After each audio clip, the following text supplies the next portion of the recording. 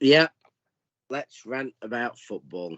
That's our job, and yeah, um, I think the direct connection to City is I know that dear Alex at left back has shared a few messages about what's going on in the world, but yeah, that's discussion for another channel and another day. We're about to talk about footballers going wild, not Well, Russian the relation to presidents football, going other wild. than Zinchenko, is the fact that when we get to the Champions League final this season, we won't be playing that final in Russia. Yeah, Anyway, back to two tonight's rant. English sides at Wembley is the Champions League final this year.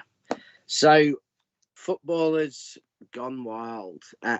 I guess today's discussion, I really wanted to get your thoughts and formulate a few of my thoughts.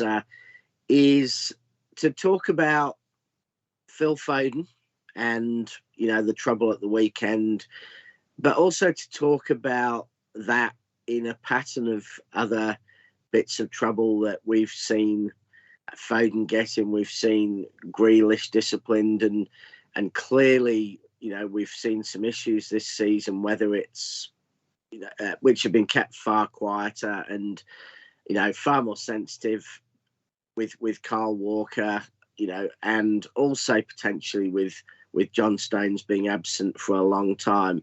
And the question for me is, do we have creeping back in, particularly with the English players, a bit of,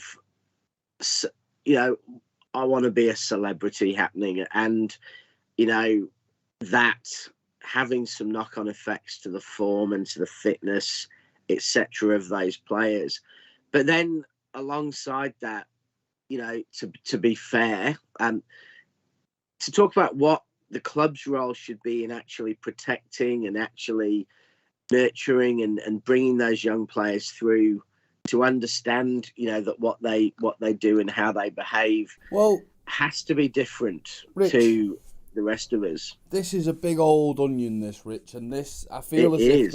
I feel as if that there are many, many, many, many, many layers to this rant. Good evening, everyone who's joined us. It's lovely to see you all here on a disastrous day for the world. But there are many layers to this, Rich.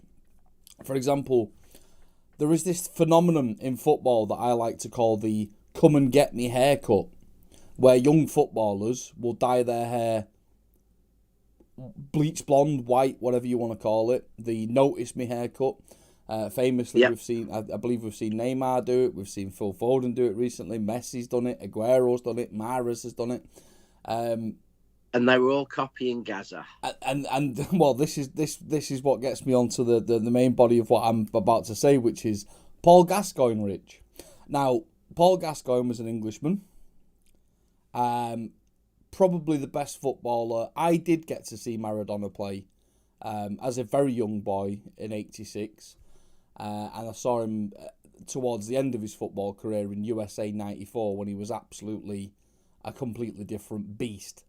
Mm. Sort of, if you look at Messi and Ronaldo right now, who are in the twilights of their career, that was Maradona in '94.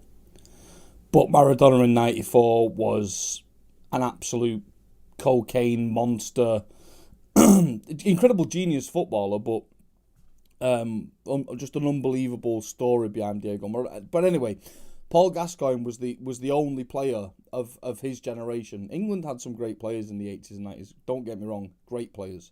I think back to Gary Lineker was obviously a great. Alan Shearer was obviously great. David Platt was wonderful. England had Mm. some amazing centre halves even. But anyway, Paul Gascoigne was just, you know, if the Galacticos of the modern day Real Madrid, or the Real Madrid from the mid 2000s, where we all think about the Galacticos, like with Zidane and all the rest of it, Paul Mm. Gascoigne would absolutely walk into that team. He was just that good. Yep. And he had no self control, no guidance, no one. Well, no, he had the help of Jimmy Five Bellies Right, to okay, support his but career. he didn't have anyone with a measure in their head to sort of keep his exploits to the football pitch. Now we've seen, this is an age-old story in football. You've got your Georgie Bests and all the rest of it, Mm. but Paul Gascoigne really was the level above. And it's no surprise then that comparisons have been drawn, especially when he dyed his hair that bleach blonde or silver or whatever, to Phil Foden.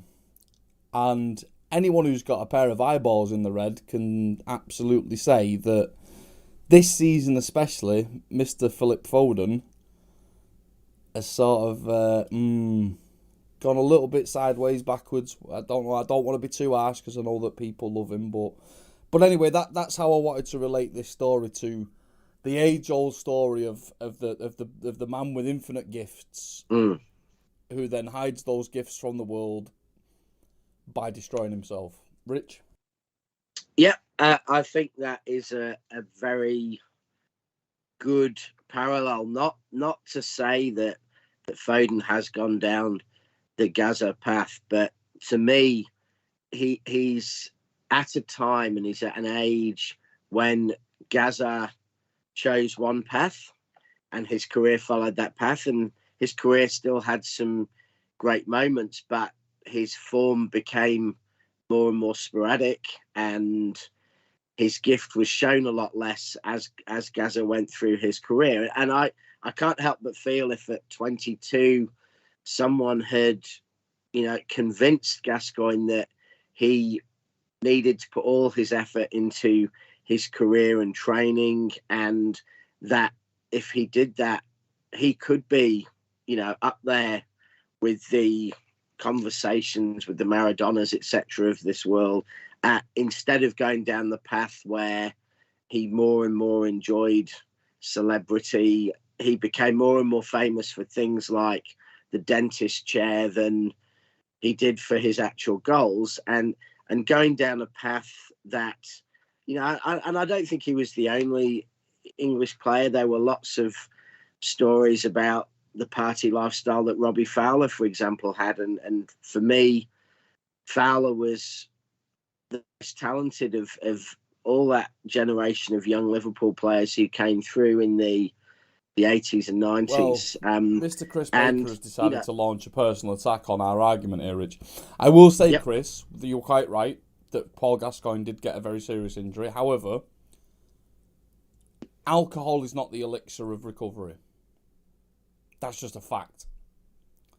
Bear Grylls threw himself out of an aeroplane, broke his back, and climbed Mount Everest 12 months later. People can recover. Now, Gaza ain't no Bear Grylls, but he chose the bottle instead of the physio's room.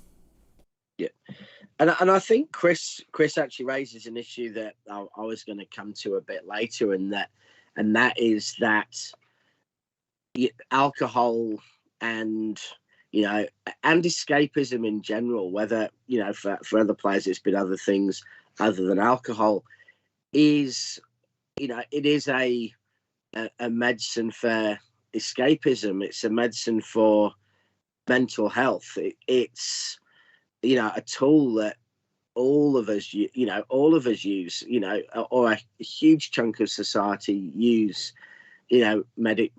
alcohol, medication, drugs as a way of dealing with those pressure in the mental health. So, this is not going to be a discussion, a one-sided discussion about how Foden needs to back up and behave in this way. It's really going to be a discussion a bit more open than that about why,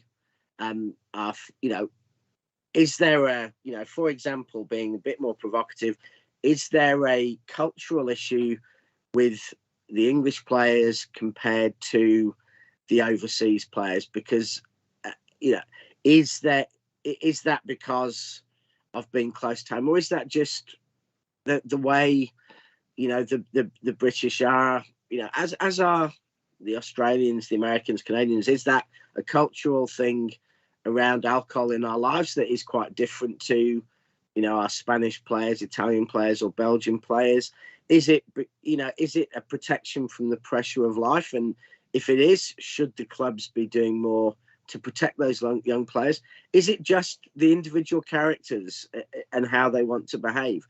But whatever the reason, and Chris, you make a very good point about people turning to alcohol after injury. I think we have one incredible example of that, and that was Michael Johnson, who was another player who came through, and we all saw play, who was immensely talented, but serious injury, and then the way he had to deal with that injury, and I say had to, not meaning that you have to have an alcohol problem, etc., when you get injured, but when you've got the world at your feet and you've got that future that's been painted for you, and you have to deal with it, that's hard. So this isn't going to be a one-sided, rant about that. It's going to be a discussion about, Well, hold on, Rich. Hold on. is there We're not a making danger? this about Phil Foden. We're not making this about Phil Yeah. Foden. We're Yeah. looking at the other side of it. We're not targeting players. We're not blaming players. But Yeah. I'll give you an example of sort of what we're saying, right? So, over the last decade of the club has established itself in such a way where everything seems to be meticulously planned and meticulously sort of laid out, predetermination almost.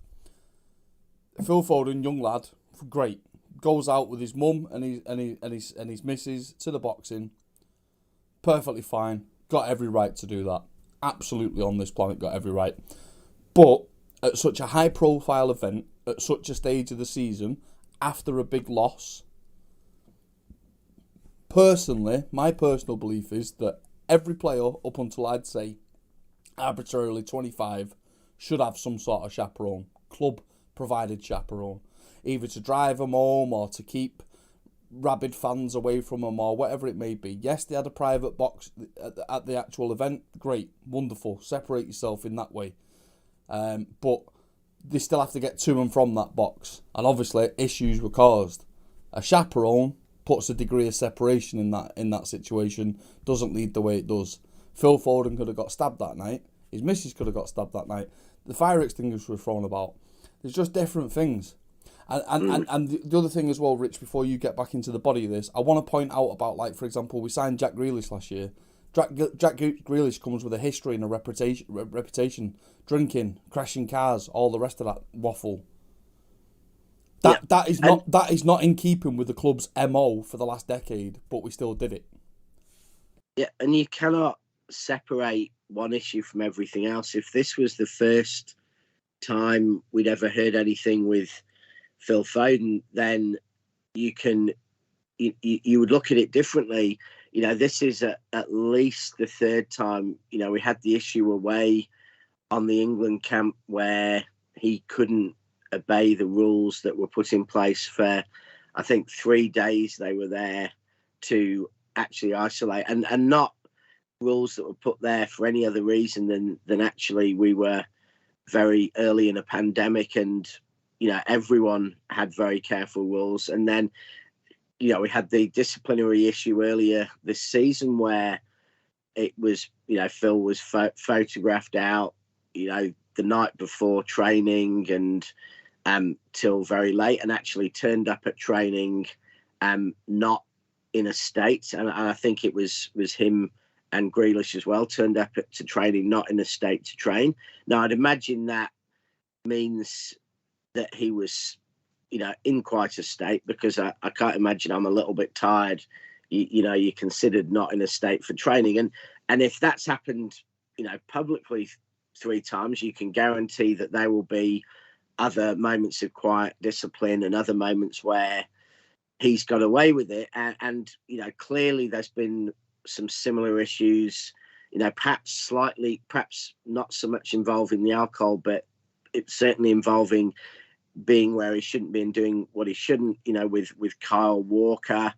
We've certainly had Stones disappearing from the squad and being injured in inverted commas without any real explanation a number of times in the last few years. And Jack Grealish, he was disciplined alongside Stones, and Jack Grealish does seem to be all the time, out at the place where there's the most cameras and where he can get the most attention. And I just, would draw a contrast of that to a player, for example, who wants to be in the best player in the world, in Erling Haaland, or to the players who are the best in the world, or certainly were, Messi and Ronaldo. And the way they behave, the way they really don't drink, the way they put their fitness and diet and everything that they do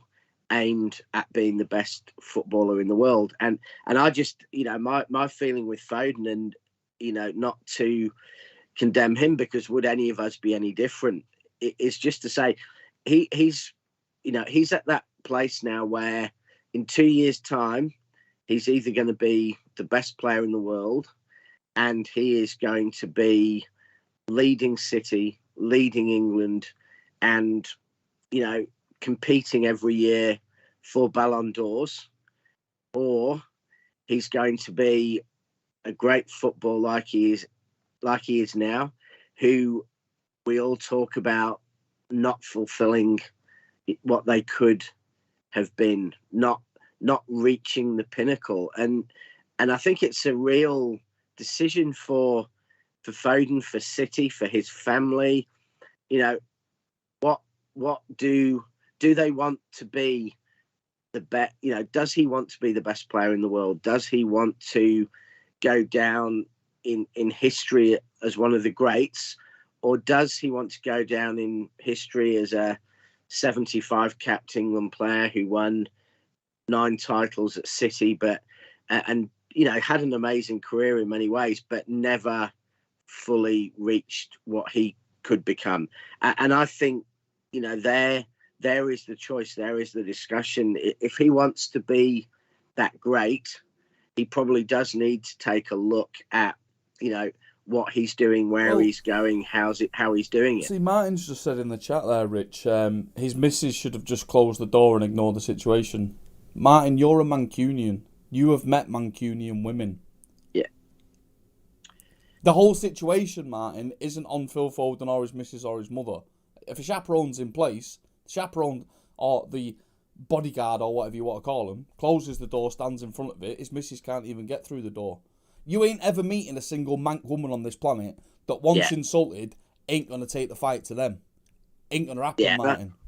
And I think there's been a lot of, there's been some, I got in a bit of a row with, unsurprisingly, a United fan who was being very disparaging about, his mother, his girlfriend, and shameless, and basically just being a non-Mancunian United fan, just taking the piss out of, a passionate working class woman. And so, there's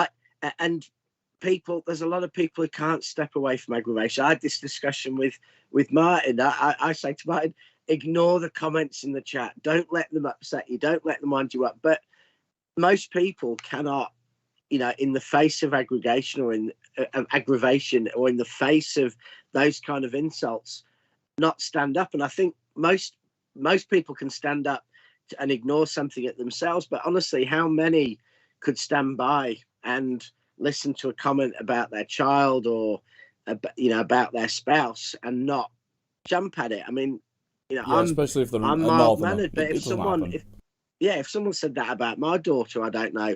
If they said it about me, I could walk away. But if someone said something really offensive about my daughter, I'm not sure that I could. So, I'm not going to condemn what happened at the time. I mean, what I will condemn is why on earth a bunch of, you have to assume, boozed up, coked up, dickheads saw, that it's a good thing for a group of young men to go and abuse one young man and then attack, attack a woman when she defends that young man who managed to actually stay pretty calm throughout the whole thing. I mean, if Phil had been, fired up or a different personality, we could have had an absolutely awful situation. So, he managed to keep things relatively calm, but I don't condemn his mother for standing up for people, and we only saw that little bit. Quite obviously that abuse had gone on for a while, and I don't know, to close the door to it may be the right thing, Martin, but I think it's something that most of us would struggle to actually do. And we compare. I compared this to, Harry Maguire on holiday and his troubles in Greece, you know, if what was alleged to have been done by the gang of young men to his sister was done, then I'd challenge nearly anyone not to react to that situation and not to defend a family member, etc. But if you are a player who wants to be the best in the world, who wants to be a star and wants to make the best out of your career, why would you take 8 mates to a club that is full of other, young men who are taking drugs, who are drinking to excess? Why would you do that? And I contrast that with someone who, like Kevin De Bruyne. You see Kevin De Bruyne seems to spend every moment of his private time, spending it with his kids, or when the opportunity for holiday comes, they're on the beach building sandcastles in the Maldives. He's dressed up as Shrek jumping out on his kids, or, most of our Brazilian or, Argentinian players, since a certain Mr. Carlitos, who more typically have friends round to their house and have a barbecue and have a few drinks, a few quiet drinks, doing that kind of thing. Or Rodri and Vinny, who spent most of their time kind of studying and planning for life after football. So what can we do to help our English players particularly to actually, get the most out of their careers and live the safe lives for them and healthy lives for them that will help them make the most from their careers, and not go down the path that so many, particularly English footballers have gone down. Rich, let's get... Yeah, we know he's Northern Irish, Ali. Someone didn't know. Rich, let's get serious a second. Yeah. I said arbitrarily, up until the age of 25, they should have a chaperone and an advisor. Yeah. At least a financial advisor and the chaperone for public events. That's my conditions if I was in charge of Manchester City. If I was in charge of a football club, full stop. A top-tier football club, anyway, where your players are recognised on the streets. Now, I'm not saying that they can't go around Asda and do the weekly shopping on their own if they want, but nightclub environment, public event, chaperone, and then somebody to guide them through finances from the ages of, like, I mean, look, there's that picture on the I used it on the thumbnail for this video of Cole Palmer sat on the hood of his AMG Mercedes, aged 17. Now, if I had an AMG Mercedes aged 17, I'd stole it. It's just facts. More money than sense. And I'm not calling Cole Palmer stupid by saying that. I'm just saying they've got more money than sense because they've just so much money. Financial advisor, chaperone. My 2 conditions if I was in charge of Manchester City. What's realistic then, Rich? What do you expect? What do the club do? What should they do that they don't? Well, I think we need football in general need to protect the young players a lot more, and I think it's not just the chaperone and the financial advisor. I mean, in some ways, I'd actually like to see, because most of them have financial advisors, but the trouble is with their, many of their managers are in it to make money for themselves and to make money for the managers. So, some of those managers, no doubt, actually want them to be out and about at these places so that they get the, Instagram likes and they're seen in the celebrity papers, and they're actually building their brand in that way. So I've got no doubt that some of the advisors are actually, advising about what's going to make the most money for the advisor and for the player today, not what is going to be best for their career, and not necessarily in the long run, and not necessarily what's going to be best for the player, and the club, because everything becomes about money today. And so maybe it then comes down to, the family and Erling Haaland grew up in a family where football was central, and so he would have known and seen the way you have to live, and maybe the personalities and the families and the upbringing of Ronaldo and Messi was different than, for example, footballers like Adriano or Ronaldinho, who were equally incredibly talented, but who partied their way, or Neymar, another one who partied their way through their career rather than, being ruthlessly focused on being the best. Maybe we need to do a lot more in the chat there, Rich. Yeah. Chris Baker sees this as a restriction of freedom. I don't think somebody advising you and helping you with mental health and helping you manage your money, and maybe like, for example, there are certain very famous people out there, like Bill Gates, for example. He's got more money than he could ever know what to do with in 10 lifetimes. But his children don't get a penny of that money until they turn 21, until they've provided for themselves, until they've got an education, all the rest of it. Is it really a restriction on freedom if a 17-year-old on 50, 20, 30, 40, 50, 60 grand a week doesn't really get full access to that money until he's a little bit older? I don't think that's harsh. I think that's quite sensible. It's what everyday families do. They save money up for their child's 18th birthday, etc., etc. Yeah. And the chaperone thing, nobody's stopping them going to the events. They're just making sure that when they're at the events, they've got a little bit of fallback safety. Yeah. And I don't see it as a restriction that way. Yeah, I think I don't think that's the right way to frame it. Restriction on freedom.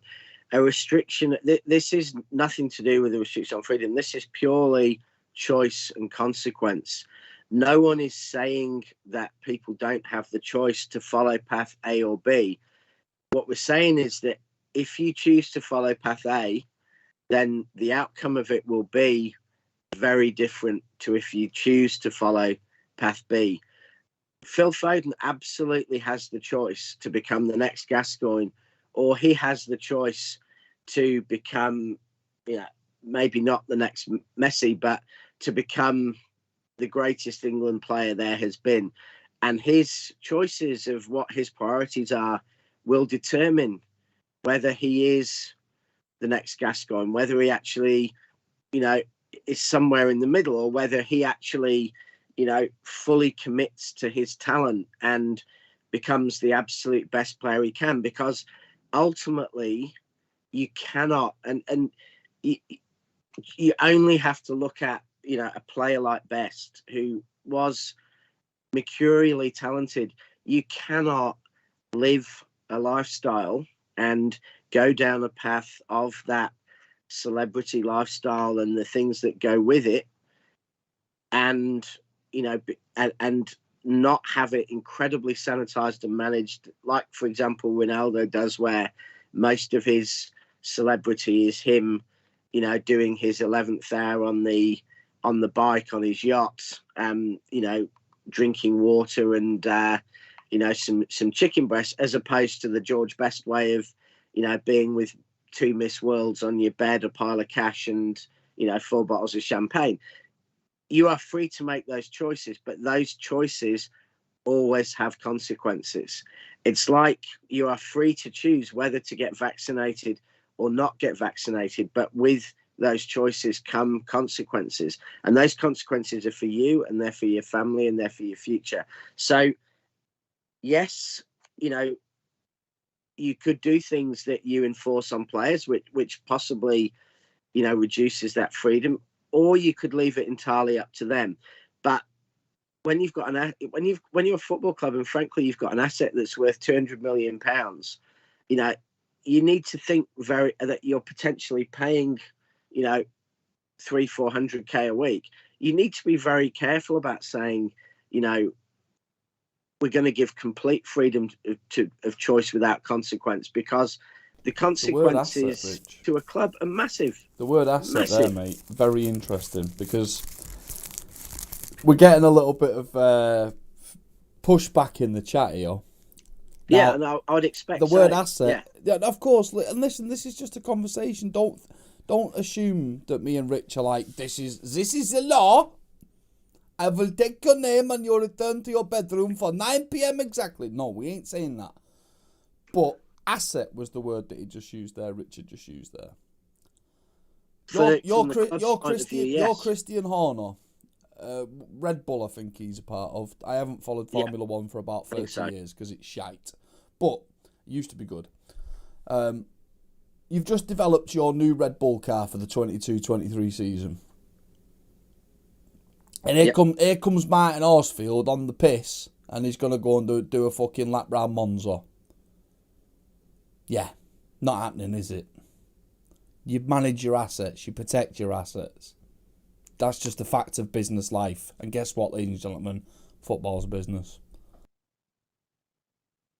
Absolutely, and I think to the clubs, they are assets. To me and you and everyone else, they're human beings. They're our young selves. They're us. And how do we? And it's not. This isn't about condemning the players. I mean, we can only imagine what we personally would all be like if we were suddenly getting £100,000 a week and everyone was hero worshipping us. And honestly, some of those players have been hero worshipped from the age of 11 or 12 years old. I mean, their whole perspective on life must be very different, and maybe that's why players like Rodri went down a very humble path to try and keep themselves grounded, and maybe that's why Gascoigne relied so much on Jimmy Five Bellies, because he was his. Let me push back on that one. Let me push back on that one, Rich. Instantly, let me push back on that one.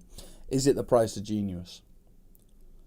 Rodri's a career man. Yep. If you want the same solid results every week, you want that 6 or 7 out of 10 every week, Rodri's your man.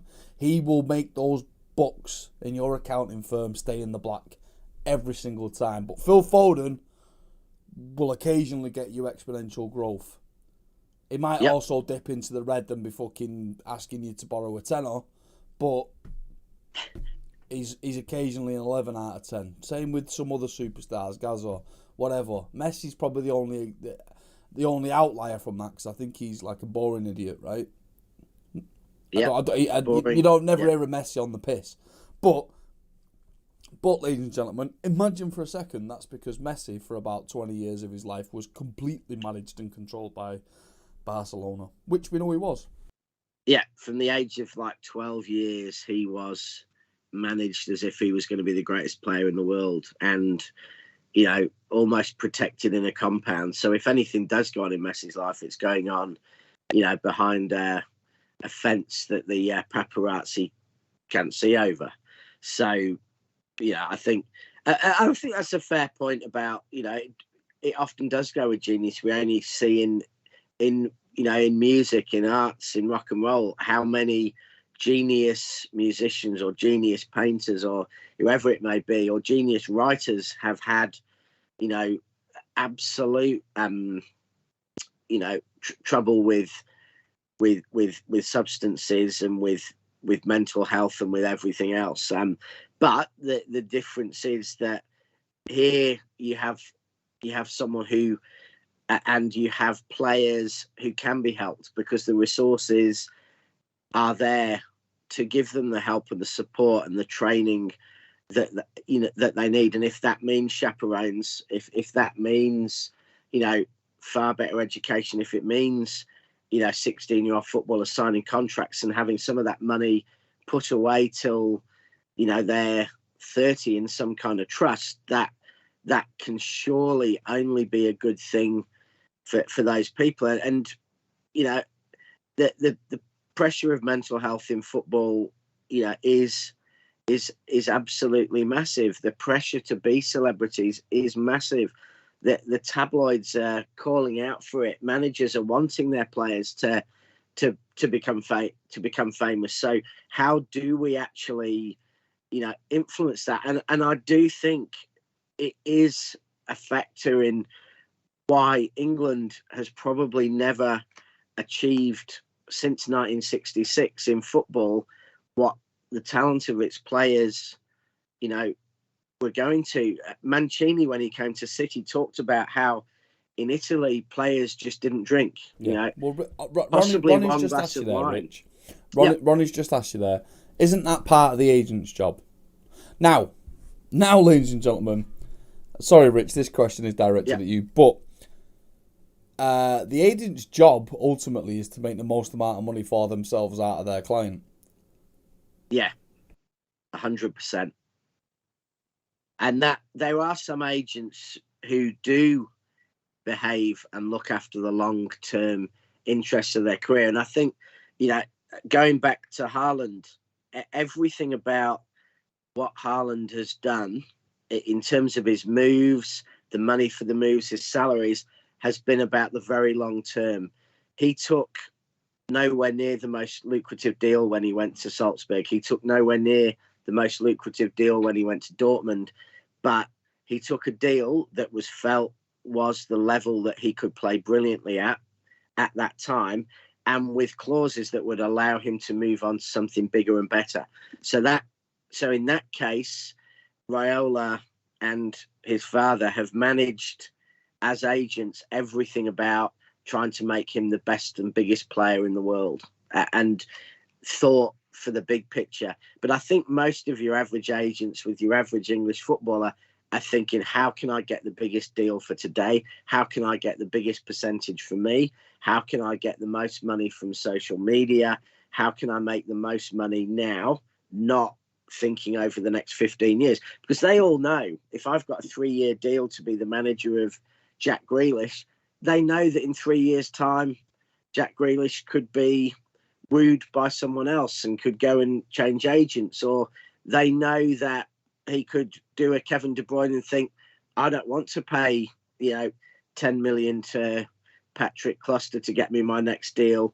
I want to negotiate it myself, and then I get the 10 million pounds that my agent would have got. So they know that their agency may be fleeting, and they are ultimately, as Rob says, an agent to manage for their earnings, for themselves, for now.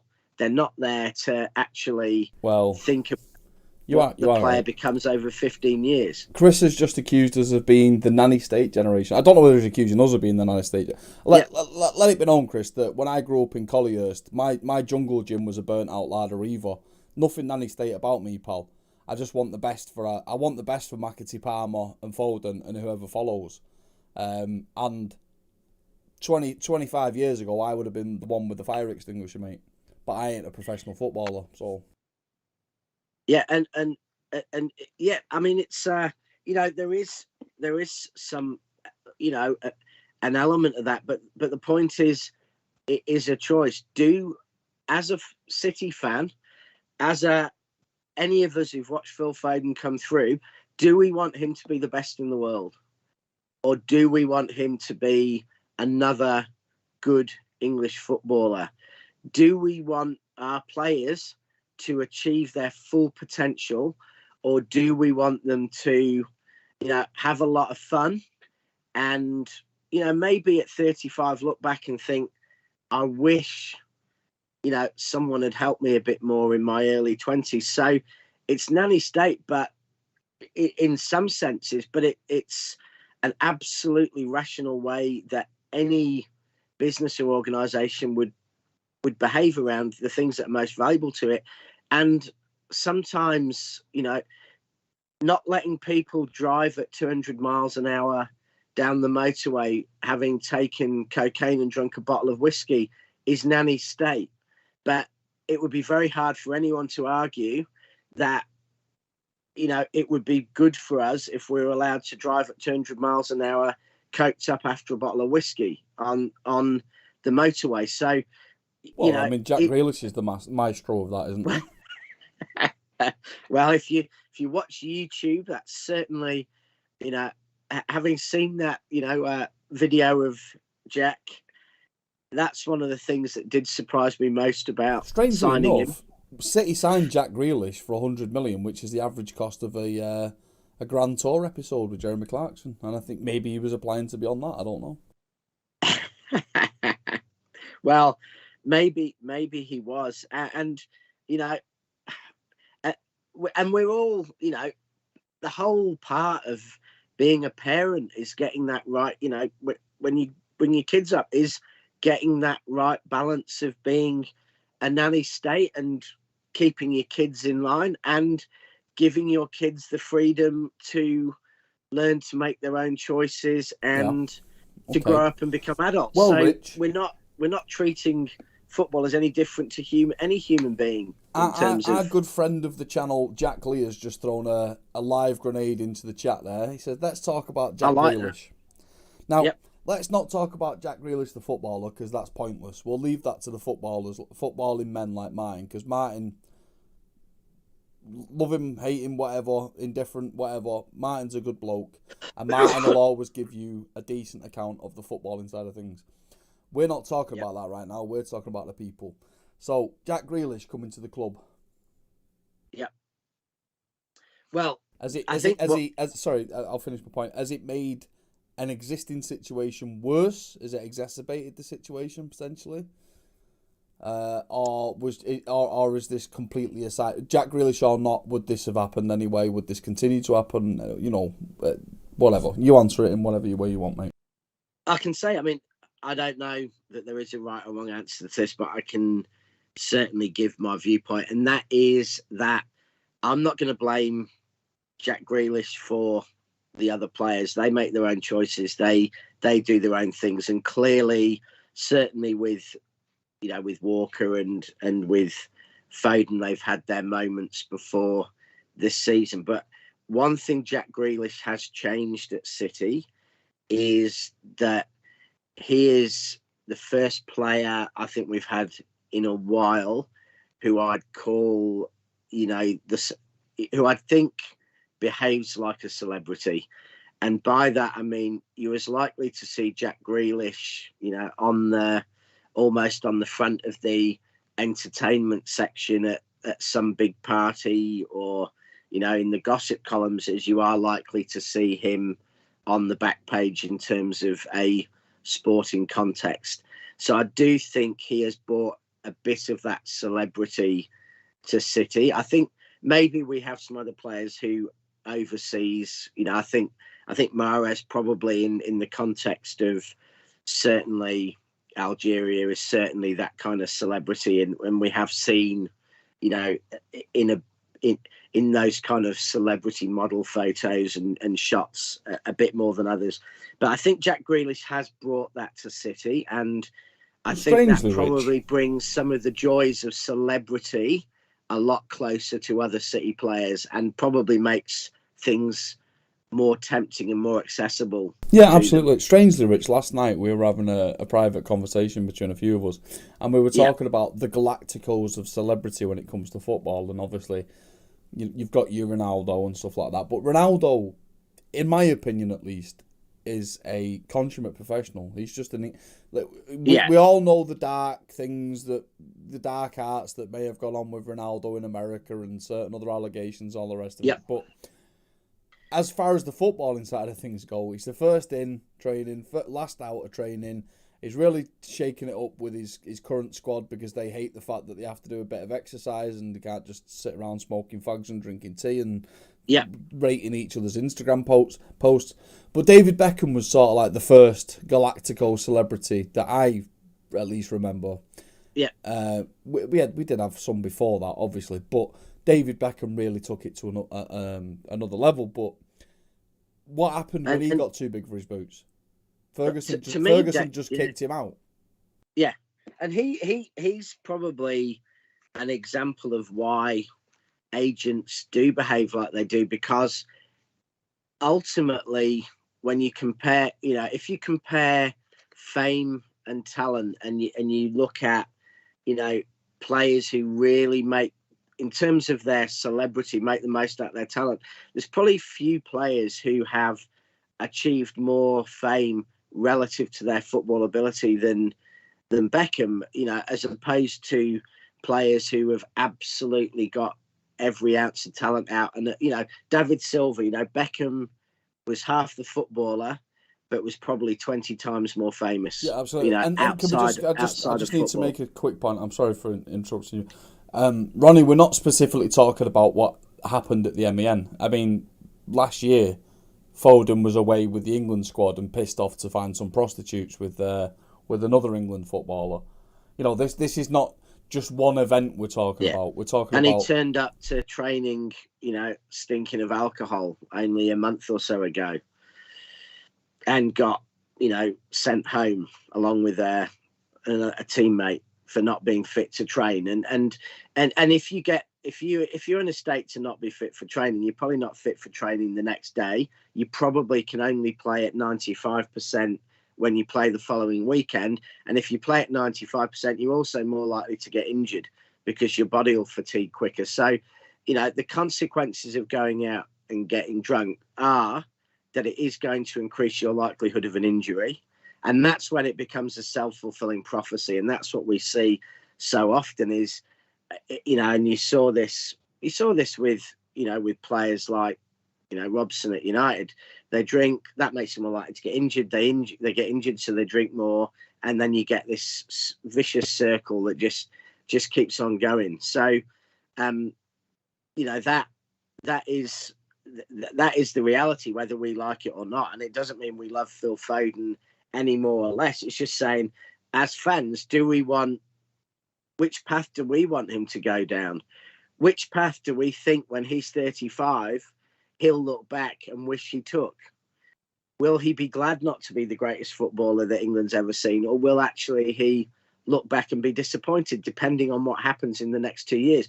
Because I guarantee at the age he is now, he's got a 2-3 year window to make that choice about whether he's 25-year-old Paul Gascoigne or whether he's 25-year-old Iniesta. And, the lifestyles of, Gascoigne arguably more talented than Iniesta, but there's two players who chose two different paths. And, and it's not just the going out. I mean, I listened to a Pep interview once about Dani Alves. Dani Alves, who was still playing at an incredibly high level at 36. Dani Alves liked to party, but Dani Alves never touched a drop. So he would go out and he would go to a nightclub, but he would never drink. He would always be the first person in training. And so it's not just about, not going out and stuff. It's about what you do when you go out, what you put in your body and what your attitude is to turning up to training the next day. So my argument is not so much me coming down on one side or the other. It's saying, life is about choices and consequences. And, what choices do we want our players to make? And if we want them to go down one path, how do we think that the club should help them and should help them deal with all the challenges? And you can go beyond even the valuable assets. You see youth players who are treated like gods and then suddenly thrown on the scrap heap at 17. And we've seen tremendous, mental health problems and tragedies coming from that. So how do we, do a far better job as clubs to protect those players and help them become the best they are, but also help them, with their mental health, help them from all the pressures they will face, help them not have to come face to face with coked up, dickheads from Bradford abusing them just because they play for a different team. Opening up that discussion really. And this is something we can come back to on some of our other shows. And is it purely, I know we espoused this last night, Rob, in our chat. Is it just a culture that is different in countries? I mean, I spent a fair bit of time in, for example, France in my late teens and early 20s, and everyone there seemed to drink about 25% of what I did or my mates did in the UK. So, is it just cultural differences that, depending on where you are, is this? Am I bemoaning I guess something that would apply to everyone, including me, including you, when we were, British. Can I read you something that Micah Richards said? And I'm going to pin this article in the blurb when the video goes live. The real challenge for kids who have broken through is to change that, not just by getting into the team, but staying there. Like, only Foden really has done this. This is Micah Richards, by the way, in the past Yeah. 13 years. Ability on its own is not good enough. I know only too well just how hard it is going for them to establish themselves at City or even make it in the professional game, because I've been there and seen it myself. There have been times when they might feel like they have fallen behind or been forgotten about, but my advice to them would be to just stay focused on their personal journey, because that's what they are on. Plenty of my own teammates, because Micah Richards came through with about 26 players and only about 3 of them ever made it to get one first team appearance, and then obviously he went on to have somewhat of a career at Manchester City. But when they were teenagers, for various reasons, and it didn't matter how good they were, that's just what happened. Danny Allen is talking about, joined Manchester City from Oldham the same day as Micah Richards in 2002, and they were both 14, but he had serious knee injuries. Micah Richards played at striker at Oldham. It's a very compelling argument, an article by Micah Richards talking about just there's so many pitfalls that lay before you on the road of professional football. Micah Richards, to some people, Micah Richards dodged all the bullets. To some people, Micah Richards fell down half the pits and skipped half of them, Micah Richards himself will probably be kicking himself until the day he dies about what might have been in certain areas of his career, I'm sure. But he was one of 26 of his generation that made it. Phil Foden so far, realistically, in the last 13 years, has been the only one that's actually made it. We're all drooling over Palmer, McAtee and a few others at City, but it ain't happened yet. And Phil Foden is still relatively at the start of his career, 21 years old. But it could just all, it's fleeting. Life's fleeting, careers are fleeting, and the best way to prolong your stay at the top is to do everything that you can do to stay there in the right way. And already, even with Phil Foden at the grand old age of 21, he seems like he's skydived into a few of the pits, So that's just. And I think we've had our own brilliant players who have fallen, who have hugely underachieved in their careers because of their lifestyle. I mean, one, and he'd admit it himself, who that is very true of, and I think it was probably true of quite a few players of that generation, was Nicky Weaver. Nicky Weaver, as he must have been around 20 years old, 21 years old, particularly in the season we went up under Joe Royle from the what was then Division 1 back into the Premier League. He was absolutely incredible. He had as much talent as I've seen from a keeper at that age, ever. And he partied. He'd be picked up outside nightclubs at 3 a.m. After a game. He'd be photographed, vomiting all over the pavement outside a nightclub in Bolton, etc., etc. And with that came a spiral of injuries and drinking and carrying a lot more weight than he ever did as a young player. And there is a cycle of injury and alcohol, no doubt. But I look at him as a player who had the talent to get 100 England caps, but wasn't looked after at that time. And I think we had a lot of other young players who,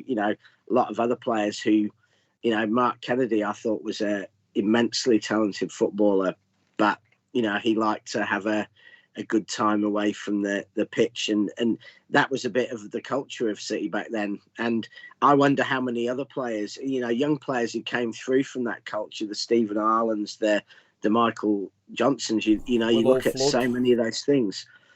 Sorry? Willow, Flood, Dixon and Kelvin are two who there was tons. Yeah, you just look at all the players who came through, signings and the kids at that time, and wonder, had the culture around the club been different? Had Nicky Weaver been, talked out of going to that club at 8 p.m. and, let's go to a nice restaurant and have a meal instead, and you have an early night and we'll be back for training the next day, would Nicky Weaver now be looking back on a career where he had 100 England caps and had helped England, win a tournament would he have played 500 times for City? We'll never know because of the path that ultimately his life took him down. And maybe he regrets that, maybe he doesn't. Maybe he had a wonderful life and he loves it. But that is the choice and that is the consequence. And that's all I want to say is choice and consequence. And what choices do we want our players to make?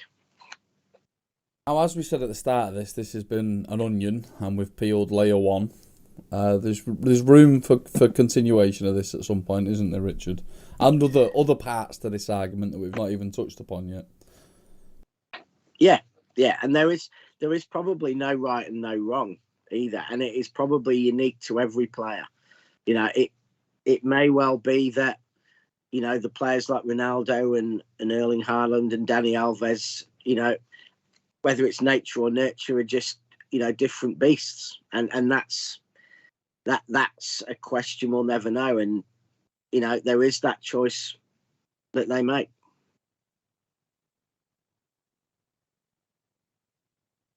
So, yeah, please. I mean, you know, it'd be great to come back to this issue and hopefully come back to it because of our players storming back into form and, you know, not getting into trouble, or possibly other incidents will happen. But there is no right and wrong, but this is just something to discuss. It's something that goes beyond football as well. You know, so let's keep this conversation going in some of our waffle houses, and, you know, maybe come back and revisit it again sometime, you know, as the news dictates. I think the biggest takeaway from tonight, ladies and gentlemen, is that the £100 million flop signing of Jack Grealish has absolutely ruined Oscar Bob's career.